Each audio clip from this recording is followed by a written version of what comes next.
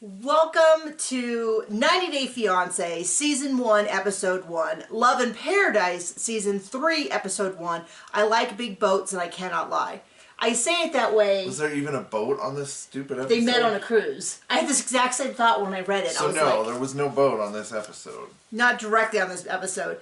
And I say it so weirdly with the Season 10, Season 3, because on the DVR, it's listed as Season 10, Episode 1. But everywhere else I look, they describe it as Love in Paradise Season 3, Episode 1. So I'm going to do both, and so we can find people. If you are new to our recaps, I am Nikki. This is my husband, John. And I am sorry. Our shtick is that I like reality TV. I take excellent notes. I make witty observations. And John's thing is... I hate everything. He hates everything. Now, every once in a while, someone will come through and they'll be like, I don't understand why you have that guy on there. Because you're dumb. Because it ruins everything. And John would agree. John would agree that he shouldn't be on the show. If you don't understand our thing, then feel free to move on. So, we also have some other exciting news that you may notice. We have the same height chair. So instead of me, I feel unbelievably low in my seat, but I've always used... A cushion. I have a different chair, a kitchen chair, and after, I don't know, 10 years of doing it, I was like, hey, we should maybe just get the same size chair, so we're sitting at the same height. So, some big exciting news for us here today. John is unbelievably excited about this new show. This is... You know it. I kind of like twisted his arm, and I was like, we normally do polygamous shows. There's not that many polygamous shows. Sister Wives isn't on forever. We should start getting into some other shows that we would enjoy. That we would enjoy. Liar! So, we've done the 90 Day Fiancé a few times. Oh, It seems like every time we watch a season, people are like, oh, I'm so sorry, this is the worst season ever. Trust me, I absolutely agree. This is not... I mean, I hate it so much. It's not as completely awful as the last one we did. Which was? I don't remember. 90 Day Fiancé... It was terrible. The other way? No, not the other way. Before the 90 days. Okay, well, it was so bad. So this is, the premise of the show is that these are all people who met in paradise, which at least means they're real. We've watched a number of before the 90 days. I'm not convinced that 56-year-old lady and her daughter are real. They're real nuts. Yeah. I'll get to them in a second, because I did some background research. What was I going to say? Oh, but we watched before the 90 days, half of the people were dating catfishes. So you just spent the whole time going, how can you be this stupid? They're not even dating that. They're dating AIs. Well, that might very well have been the case, and they just sent fake pictures. But, yeah. Williams, remember that lady? And oh, yeah. The one who thought she was dating a fitness instructor who was... Yeah. Oh, so clearly not. Mahogany and the gal in Russia. Remember the gal in Russia, the Ukraine or Russia, where he went to go meet her? Lana. Oh, yeah. Just ridiculous. I still don't bet in Mahogany. Cross-eyed tall guy. Yeah, Mahogany them. And she shows up. Her pictures look like she's Asian. And she shows up and she's not Asian.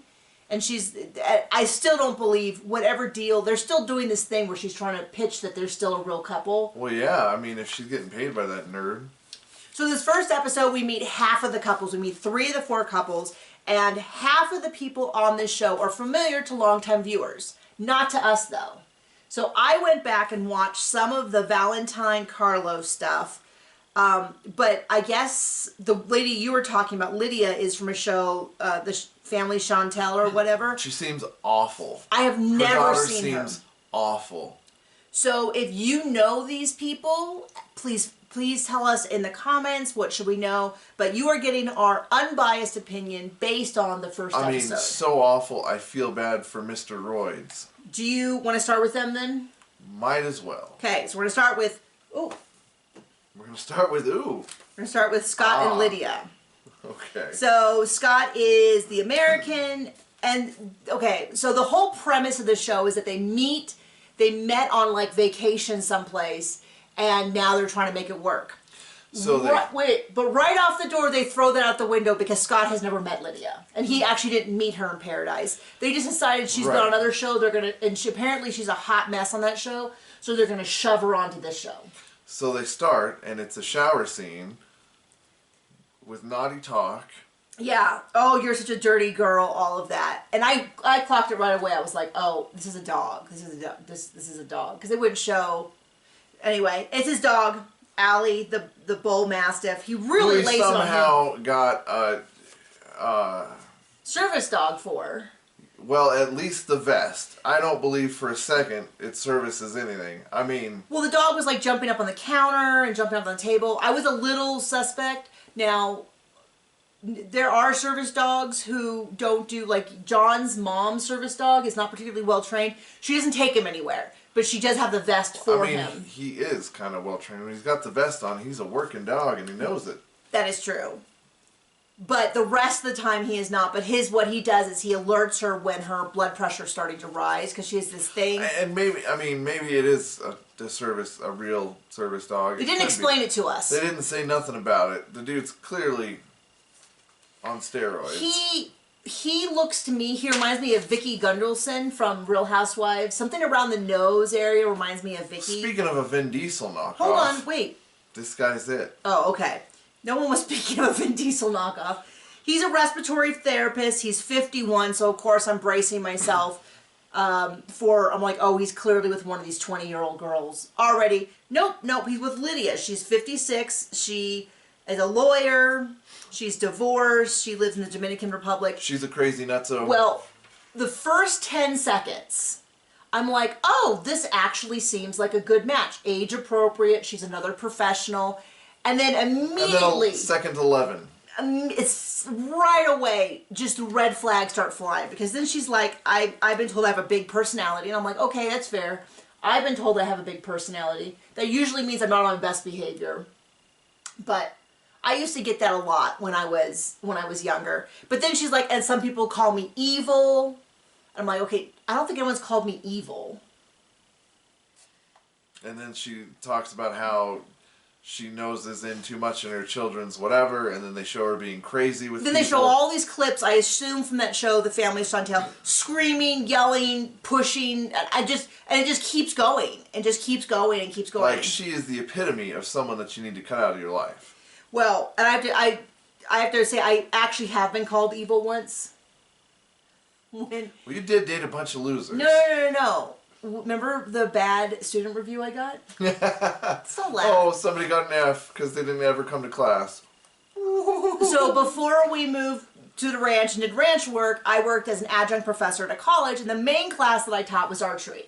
Everyone loved it. It was one of the most popular classes of the school. I mean, it's archery. I get it. It's not going to compare to I liked mathematics, but most people didn't, but it was like a fun class. They had to have so many activity classes, like essentially PE classes. And I always joke that mine was the easiest because you didn't have to run. You did get sweaty because it was outside and it was incredibly hot. But it was I loved teaching it. I had tons of students return. I figured out at one point that the hot professor. No. I mean, of course. No, and people didn't care about that. But they, I figured at one point that 40% of the school went through my class by the time they graduated because I had it was a small university, maybe I think it was 5,000 undergrad, and I had 200 every semester, so that's 400.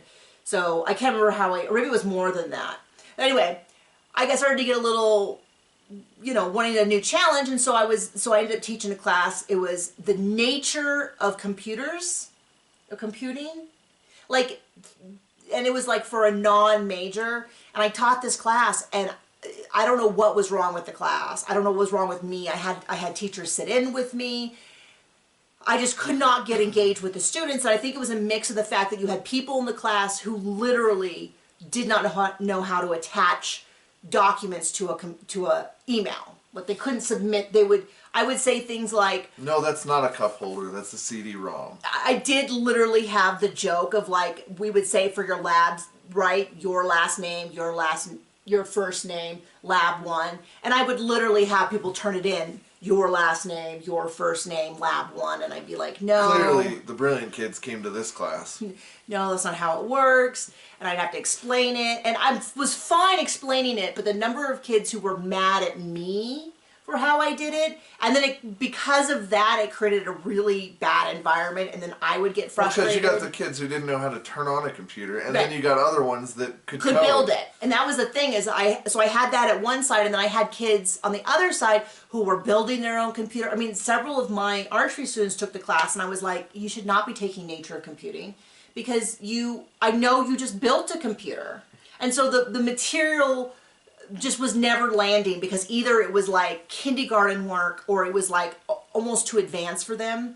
I taught this in the like 2008, 2009, 2010 kind of time period. So there was even a little bit more computer ignorance now. I think people now would know, but there were people who came into the class who like didn't have computers of their own ever. And so it was this very weird mix, and I did get a review that said that Nikki, Professor Stoll, because that was my name at the time, is so evil and black-hearted. I don't believe she could be a Christian, because I was taught at a Christian school. And I like went to my advisor crying, and I was like, I can't keep teaching this class. And she's like, I'm sorry, he's like, I'm so sorry. I am ashamed that we have students that would be this hateful in their review.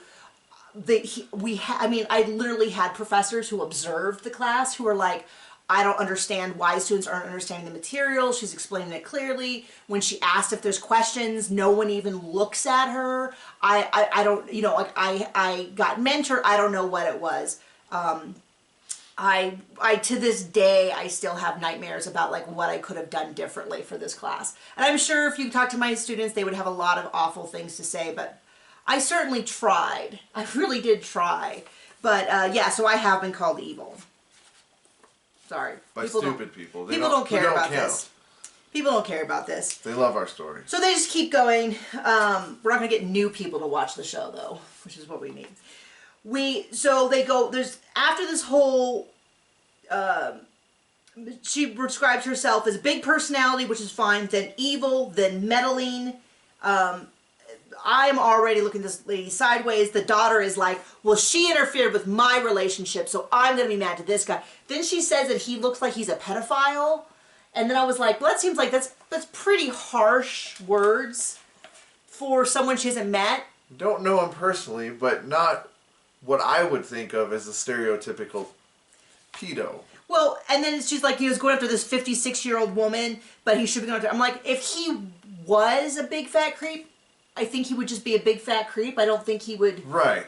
Like, yeah. So I'm already... Seems age appropriate. I'm already off the daughter. And the crazy mom. And then they go shopping. And I said both the daughter and the mom, I wrote down crazy eyes. They do talk about that the last relationship that she was in was 12 years ago, was the father of her children, who was really terrible. So on one hand, the daughter's like, she deserves love, but she also seems like she's already picked a fight. I don't know. Those of you who've seen the show and know who these people are, tell me if we are totally wrong. But the first impression was not making me excited. They introduced the guy and I was like, okay, this dude is a little like, okay, whatever. But then I met her and I was like, this poor man does not deserve her. I don't know what his deal is, but it doesn't seem like, so far he is not. I mean, like, he was like giving the dog, he was a little more into his dog than was... comfortable to watch. Well, just lots of like kissing. I love my dogs. I don't know that if someone was to come here and film me and say, what is your life about, that I would make it all about my dogs. He seems like he's a respiratory therapist. That seems kind of cool. I could have heard more about that. But yeah, not a super great introduction. So then we get to, we'll go through the kind of out of control ones first. So then we get to Carlos and Valentine, who are getting married but can't not break up constantly. Yeah, so Valentine is 47 from LA. Carlos is from Colombia. He's 27. That is a hard 27. Maybe it's just the facial hair, but I would have guessed 39 to 49 was my initial guess. I was like, oh, when he said he was 49, I'm like, oh, so they're clearly the same age. And then Carlos was 29. I was like, oh, okay. They were on last season, and I went back and I did try to watch some of that season when I realized what was happening. And I didn't get to finish all of it, but it seems like it's just more of the same, which is that they fight constantly. They've only been around each other for a few weeks, and they're going to get married, and there's constant... Neither one of them on their own seem like inherently terrible people, but whenever they discuss each other together, it seems just like unbearable. Terrible, terrible choice. So how many times did we break up when we dated? None. Oh, okay. We had none. And how much time did we spend together? All the time. Okay. Yeah? We did fight a lot. Sometimes. Well, I shouldn't say we fought a lot. We had a few big fights that like defined our relationship. Like where we like would get over an issue and then it would be like from there on the issue was kind of done. And then we had a couple of those, and then when we moved, we were apart for about 3 months, and then we fought a lot when we were apart because we couldn't fix anything, because everything was like when you're together and you're fighting over the bookcase, eventually the bookcase goes somewhere and then the fight is done. Yeah. And when you're on the phone, you can just keep fighting about it. So from a million years ago to now, how's our relationship? I mean, most days it's okay. It's fine. We still have some pretty big we still have some pretty big fights. Yeah, but it's wonderful. It's the best relationship we got. Well, yeah, it is the best relationship we got. So it's better than fine. No, well, I don't want to make it be like we've got the best relationship. You should definitely listen to us. Deal with it. No, but these people clearly don't even have an okay one. No, theirs is not fine. They haven't even been together for longer than a few weeks, and they keep breaking up. It just seems like it's just terrible, terrible red flags from all sides. So they show both of them separately talking to their friends, and both of their friends are like, "This sounds like a terrible idea. Like, you guys are not good together." So the big... And you know who's usually sees it a little better than people right in the middle of it? Viewers? The people who don't have a dog in the fight and just like their friend. Yeah, so last season apparently they had their first kiss. Well, this is what's confusing to me is, how did they meet? Do you remember how they met? No. Someone can tell me in the comments how they met. Valentine is a singer. Carlos is a student. They met 2.5 years ago. They had their first kiss, it looks like, on season 2 of this show. The big thing that stood out, they did a whole section on this. I don't normally make fun of people's looks because, you know, we can't... That's a bad look for us. Well, this is not something that I feel like is...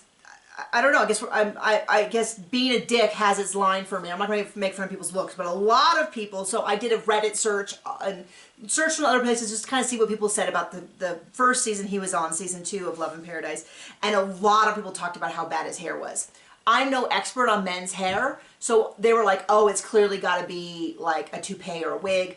I'm no expert on that, but in this season, they spent a whole couple minutes talking about how. Or his hairstylist friend says how bad it was. Said how bad it was, and they're so glad. So now he is clean shaven. Looks perfectly fine to me. Seems nothing wrong. I'm sure people will tell me if I'm wrong about that. But they spent a lot of time on that. But this definitely feels like the serial, like, oh, I got a 90 Days Fiancé. This is going to be my new gig. Because they're dragging it out. Because it doesn't seem like they should be together. I'm sure they have a great deal of affection for each other. But the fact that they should move together. He's got a show, C2, Crucial Conversations, which you felt should have been...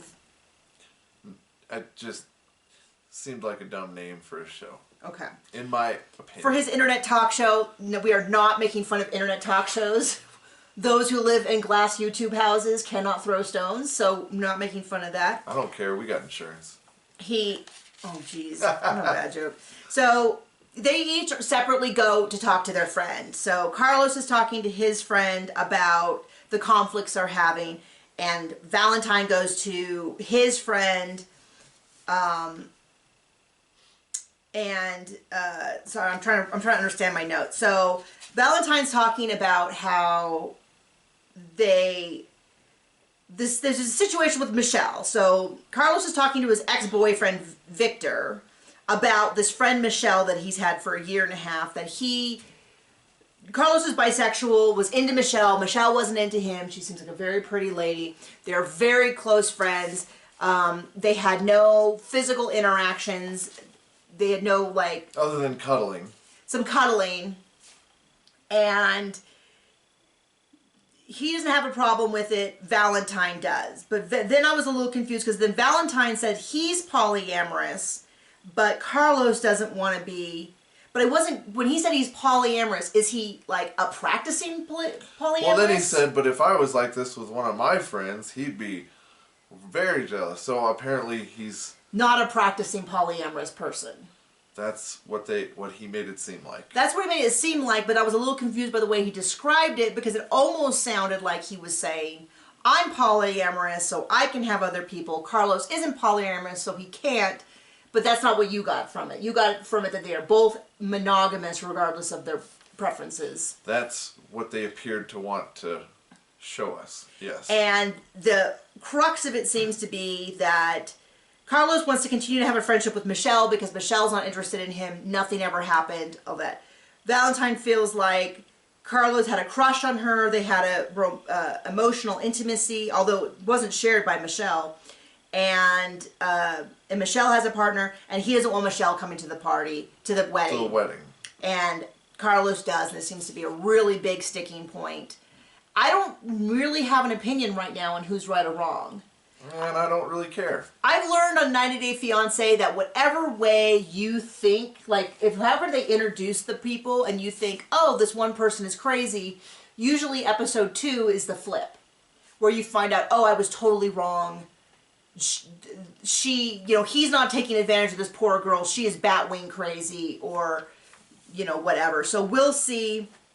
If you saw them on season 2, give us all the updates on what you think.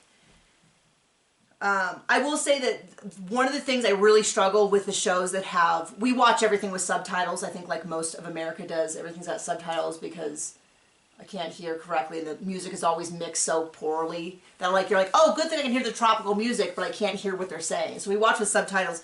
But when they have subtitles because people are speaking another language, it's really hard for me to take notes and read the screen, so I'm constantly having to rewind. Or care. Well, that's John's approach. I care deeply about all of this. Do you want to talk about the last couple? This is the couple that you saw. And you said... Oh, yeah, the 10 or 11-year-old dating the 29-year-old?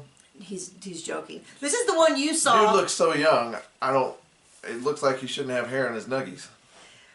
So this is the first couple we actually met, even if we're talking about them last. And after this couple, I will tell you, John literally said during the commercial break, do you remember what you said? No. You said, they actually doesn't seem, this show doesn't seem so bad. That's high praise coming from me. That is high praise. And then we immediately got to Scott and Lydia and Carlos and Valentine. But wait, the preview though well, we'll see. Does make it look bad. And I say Lydia and Scott look like a hot mess. Valentine and Carlos just seem like they're not well suited because they can't stop fighting and they don't seem to be on the same page. But hey, they're getting the daily rate from the show. Jessica's 29 and Juan is 29. John. He looks like a baby. He does look extremely baby-faced. I kept thinking, he looks like someone, and I cannot place it. I can't place it if it's a celebrity. I was like, does he look like Ricky Ricardo? Does he look like Fred Armisen? I can't figure out. Every once in a while, he really looked like, I think he looks like someone I know in real life. But if you can figure out who it is. Jessica looks from Wyoming. She is from Wyoming. She is from Wyoming. But she looks like someone from Wyoming. And I only say that because we lived in Wyoming, and she looks just like someone I knew who was like a 4th generation Wyoming person. And then it's funny because she looks just like her friend Megan. Like if you had said Megan was her sister or a cousin, I would have believed it. And so I was like laughing because I'm like, we have a very limited experience of Wyoming people, but she definitely looks like someone we knew from Wyoming. Mainly because there's just no one in Wyoming. I mean, for all we know, that could be her cousin. For all we know, we should call them up and find out. She's a mental health counselor. She's described, there's not much in Wyoming, but it's really cold and windy, which is dead on. I was like, where the cows outnumber the people 100-1? Yeah, easily. It reminded me, her description, it kind of looked a little bit like Rollins, which we went to. We went, there's not a tree in the whole city. The pit of, I mean, like, if you ever go to Wyoming, it's beautiful and a wonderful place. There's lots of gorgeous places, and there's lots of nothing. Rawlins is not that. The only reason it was a town ever is because of the railroad and the whorehouse. No. There was a jail there. And then there was a jail. There still is a jail there, isn't there? Yes, and there still is. And that's the only reason it is still a town. we went to Rollins once to pick up something that we had won in an auction. And when we were there, everyone told us Rollins was terrible. And we're like, oh, it can't be that bad. Oh.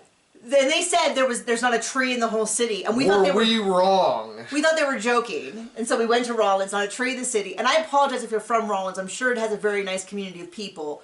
But we did not. Can't be terrible. We did not see it. We went to like this flying coop restaurant. Remember that? Oh yes, no, I do. And these two gals sat behind us. And it was like a totally empty restaurant. And they were talking super loud, and we were just. Loud. And the girl was telling a story about how she was kicked out again from another apartment building. This is the 4th one this year that she's been evicted from. And now her father's new girlfriend has a restraining order against her because they fought in the parking lot. And it just was going on and on and on. And we couldn't see. It was one of those real high booths. And so when we left, we turned around and she was like 22. And we were like, man, this is a tough town. It's a tough town, and we got out of there. But that is very much, Jessica seems very sweet. Juan seems very sweet. He's a bartender on cruise ships. Fancies himself a looker. Yeah, I think that's what we're going to find out. The introduction seemed very low-key. Well, he talked about how he bartends for the ladies and then stops, looks them, and then gives them the wink. Oh, did he? Oh. I don't know how I missed that. Was he speaking in... It's when I was puking, because it was so gross.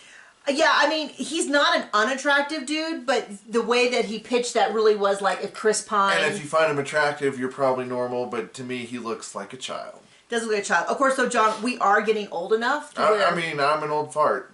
Sure. Yeah, we're getting there. Call it like I see it. So, they go on vacation a lot. Megan, her BFF, they went on a cruise. She saw the most handsome guy she's ever seen. Great. You should always think your partner's incredibly good looking. I think John is incredibly good looking. With our fine relationship. With our fine... That is how we have the fine relationship we have. We have a great relationship. It doesn't seem appropriate. Just because I like my relationship a lot doesn't mean I need to brag on you two. Man, I'm trying to prove a point and you just flush it down the toilet. It's fine. I enjoy you so much. I enjoy you too. You're in a much better mood than you were earlier. Yeah. You have that effect on me. So 9 months long distance. They did 9 months long distance, and then she started visiting monthly. One time she's taken her kids down there. She has an 8 and a 6-year-old boy. No. Took her kids on a cruise, right? Right. She took them down to go on a cruise, but he was working on the cruise, and so they didn't see each other a lot. But they saw each other. They met, but they didn't see each other a lot. 8 months ago, he proposed, and now they're going to do this thing where they go down for a week. Her, Megan, and her 2 boys go down for a week. He has a week off just to spend with him. And he hopes he enjoys being a dad, because he kind of said that. Yeah. Dayton and Dawson. She was married. I'm kind of curious. She's a mental health counselor. I wonder what kind, because I'm trying to figure out when she went to school, because based on this, she was pregnant pretty young. Not that you can't have kids and then go to school, or go to school and have kids. I just wish we got more detail on that. She was previously married for 2 years, and she said that's why she's been able to do so much traveling, is because the father takes the children. Because they co-parent wonderfully, according to her. Yeah. So we do see her flying down to see him. So this storyline gets started. They arrive. Megan, in every single scene, looks terrified. She's like, every single scene, she's like this. Because she's trying to wrangle someone else's kids. Yeah, and I think it's a little uncomfortable. When I say terrified, I mean I think that she feels really, really uncomfortable in the situation. Is not sure what to do. And would you call those kids redheaded? They seem really, really blonde. I call them tow-headed. Okay. But they really, really pale. I don't like picking on kids, but they seem like at least one of them is going to be that stereotypical redheaded stepchild. Well, I felt bad for the kids right off the bat, because they're traveling. They made this big, huge trip. They traveled. And the youngest one is like, Mommy, I want to sleep with you in your bed. And she's like, no, Juan and I have our room. Well, and it's very clear. Well, I shouldn't say clear. My interpretation of it was that he felt scared and he wanted to sleep with his mommy. And she's like, no, it's sex time. And then Juan gives this long explanation about how the sex, and I was I'm not super I mean, maybe a lot of people love that part, but I'm always a little bit like, I don't need to know so much about your sex organs. He needs the sex. He wants the sex. It's been 2 whole months. 2 whole months since he's had sex, so he needs sex now. I mean, it's almost like they live in different countries. And I was like, I don't know. I don't know. I know it's very on par for the 90 Days Fiancé seasons we've seen that they explicitly talk. Maybe that's what they do in the interview. Talk about your sex life. Talk about your sex life. That's the part where I can fill in the blanks or not fill in the blanks. They've been apart for 2 months. I assume he hasn't had sex with her for 2 months. I can put that together. But I felt really bad for the kid because the kid, to me, it seemed like he was scared and unsure, and possibly he sleeps in his mom's bed at home, and so it was a little scary. But Megan's there the whole time. The kids are kind of getting upset, and she's like this, and then the kid like starts crying, and I just kind of thought, well, this is not, I don't know. Seems fun for everyone involved. Yeah, it doesn't look like. And then we find out in the previews that maybe he has cheated on her. In which case, you go a little bit like, okay, just pack it all up, pack it up. But you know they're not. They're gonna work through it and make it work. And I'm sure it's gonna be the most unhealthy thing we've seen in a while. I will tell you though, people from Wyoming going on exotic trips is so on par. On exotic trips? Well, no, because we knew a lot of people who'd go to the Caribbean and stuff. But what was funny was when we were there, we knew a bunch of people who would go in their 30s, who would go on spring break every yeir to Havasu. Like they would say, "We're going on spring break," and I was like, "They had the shirt, have a beer, have a screw, have a sue." Like, but we're like go. Did anyone tell you you're not 19 anymore? They would go hang out with like college students on spring break. And we were like, you're 30. You're 32. Like, you have... I mean, hey, if it's your thing, it's your thing. Not my thing. Yeah, it was very much like when you talk to people and you go... Like, I don't often feel old. A lot of times I feel just like college me and all that. And then sometimes you talk to people and you go, oh, wait, no, I am old. I am really old because I would not consider... Like, I would consider it weird to go to Havasu to hang out with college students and drink... until, you know, the story about them drinking until they pass out and getting sunburned and stuff. And these were men, obviously. Who have never grown up. Yeah, and many of them didn't go to college, so I guess they didn't have spring break when they were that age. They're gonna have spring break now. I don't know. So not to say that she does that, but it was very much on par for our experience with Wyoming. Like we said, there's only like 250,000 in the state. I don't know. Beautiful state. Go visit it. Beautiful state. Stay out of Rollins. Yeah. Go hit some of the national parks, whatever. But also stay away from the bison. Oh, yeah. Yeah, don't put those in the back of your vehicle. Or try to pet them. Don't pet the moose. They kill people. Moose are enormous. Bison. And yes. And while... There was a head-butting moose in Steamboat while we lived around that area. Right. When we lived up there, there was a moose... hikers, and they'd get head-butted. Well, there was a lady walking her dog. She was walking her dog, and she heard a noise, and she turned, and a moose hit her in the head and knocked her down and, like, cracked her skull. People were like, well, that's why you stay away from moose. She was walking her dog nowhere near the moose. You know what wild animals are known for? Being wild animals and not making a lot of noise all the time. Camouflaging with their surroundings. I mean... kind of what they're made for. Yeah. Like... Man, that's crazy. So anyway, we're here for 90 Day Fiancé. Please join us. Hopefully we get farther into the season. We're going to have more big topics. The introductions are always a little slow because there's like, she's from Wyoming. We state that fact, it's happening. But we expect it to be an exciting season, so join us. We will see you. Bye.